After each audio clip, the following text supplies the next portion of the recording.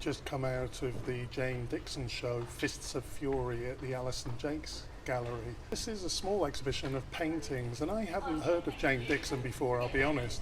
But I did read in the gallery information that she was an associate of Nan Goldin and Keith Haring, and she was part of a community of artists around Times Square in the 70s and 80s, and so that made me interested to see this show.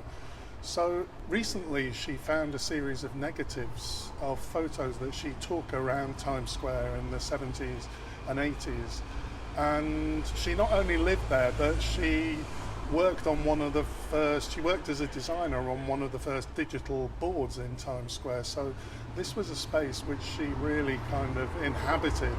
Now in 1983 I got to go to Times Square and I saw this Times Square, and Times Square and 42nd Street were very different than what they are now, the kind of sanitized version.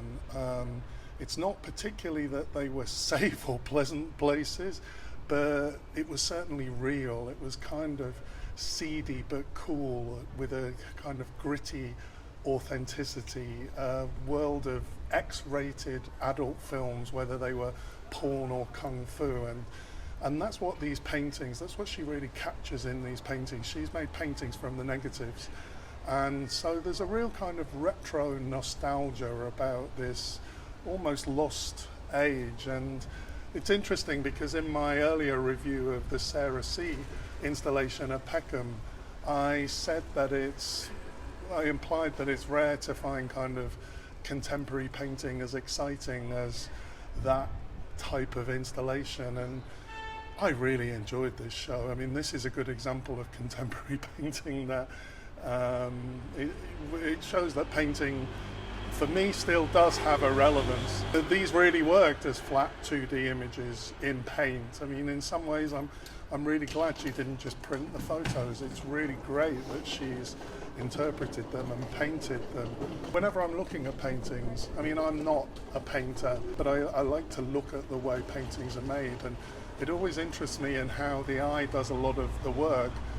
When you inspect the paintings closely, there's often a roughness to painting, and there is in this, that kind of transforms when you step back. And I find that really impressive. I really love the painting Kung Fu Hits, which is quite a large work. It's 1.85 m by 165. And I just found this a really impressive piece. I'd love to own this and have this hanging on my wall at home if I had the space.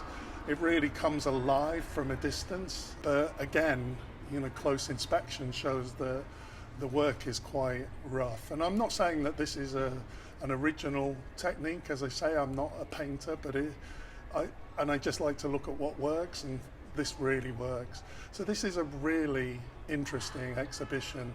This artist has a connection with this past world, and it really comes out in the show. Definitely recommended.